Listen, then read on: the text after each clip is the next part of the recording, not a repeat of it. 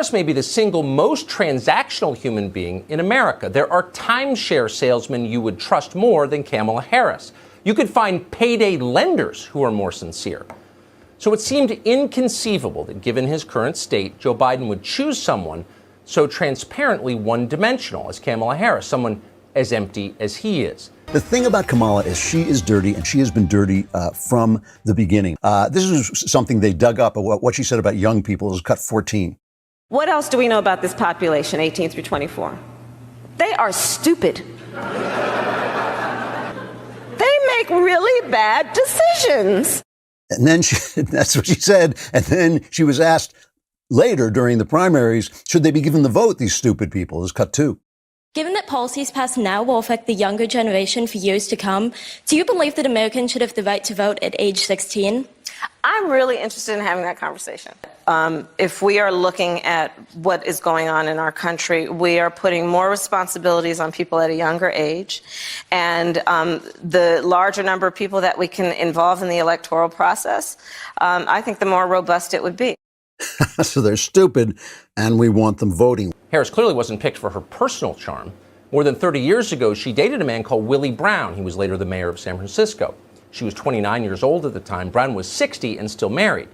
Brown launched Harris's political career. He knows her very well. Last week, Brown publicly urged Joe Biden not to pick Kamala Harris as his running mate.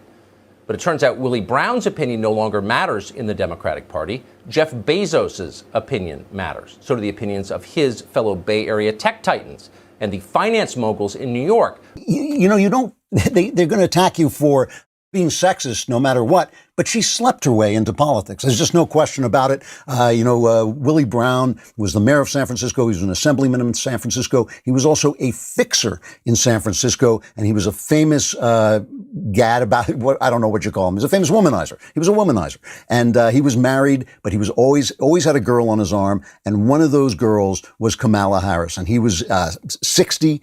She was in her 20s, and he helped her get elected DA in San Francisco. It's so unfair. So you had to work. I had to Completely make unfair. it on talent and good looks alone. It's completely unfair, by the way. It is. Yeah, but it's true, and nobody wants to Look talk at about Kamala Harris, who I call Kama Sutra Harris. God. She, excuse me. You're. She. You know what we all know what she did. I did a Periscope this morning. I was like, she slept her way to the top, Yeah. and if we're all going to pretend she didn't do that. She slept her way to the bottom. Right. But, If we're all going to pretend she didn't do it, okay, happy 2020 election cycle. But it's the dishonesty that gets me. He talks about Kevin Cooper, a death row inmate whose trial was infected by racism and corruption. He sought advanced DNA testing to prove his innocence, but Miss Harris opposed it. And after the New York Times expose of the case went viral, then she reversed her opinion. It really is, she really was like not just a tough prosecutor. She was a dishonest prosecutor. She was a prosecutor who defended basically her own record instead of justice. Now, Senator Harris says she's proud of her record as a prosecutor and that she'll be a prosecutor president, but I'm deeply concerned about this record. There are too many examples to cite, but she put over 1,500 people in jail for marijuana violations and then laughed about it when she was asked if she ever smoked marijuana. She blocked evidence. She blocked evidence that would have freed an innocent man from death row until the courts forced her to do so. She kept people in prison beyond their sentences to use them as cheap labor for the state of California. The bottom line is, Senator Harris, when you were in a position to make a difference and an impact in these people's lives, you did not. And worse yet, in the case of those who were on death row, innocent people, you actually blocked evidence from being revealed that would have freed them until you were forced to do so. There is no excuse for that. And the people who suffered under your reign as prosecutor, you owe them an apology. Also a concern for people of color is criminal justice reform. Senator Harris, you released your plan for that just this week, and it does contradict some of your prior positions. Among them, you used to oppose the legalization of marijuana, now you don't. You used to oppose outside investigations of police shootings, now you don't. You've said that you changed on these and other things because you were, quote, swimming against the current, and thankfully the currents have changed. But when you had the power, why didn't you try to effect change then? And now, talk about hypocrisy. Now she's been getting on the bandwagon about defunding the police, talking about the LAPD. Many cities spend over 1/3 of their entire city budget on policing. But meanwhile, we've been defunding public schools for years in America. We've got to re-examine what we're doing with American taxpayer dollars and ask the question, are we getting the right return on our investment? Are we actually creating healthy and safe communities? So how could Joe Biden pick a running mate who once publicly denounced him as a racist? You remember the moment. It was at a debate last summer. I'm going to now direct this at Vice President Biden. You also worked with them to oppose busing. And, you know, there was a little girl in California who was part of the second class to integrate her public schools. And she was bused to school every day.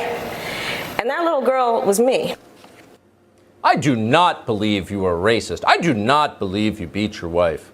Right. Kamala Harris, civil rights icon. And let's be very clear about this.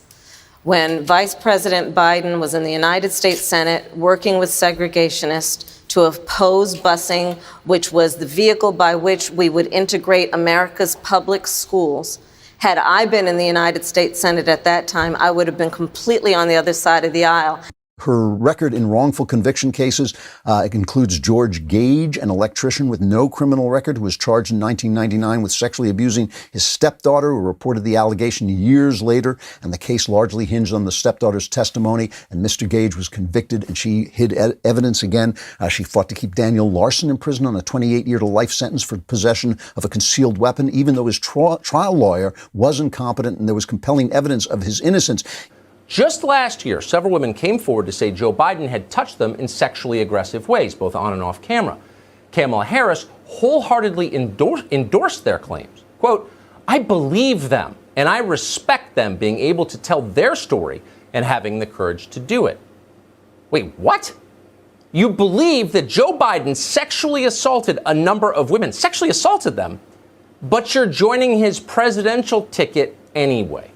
How does that work exactly? How can you do that?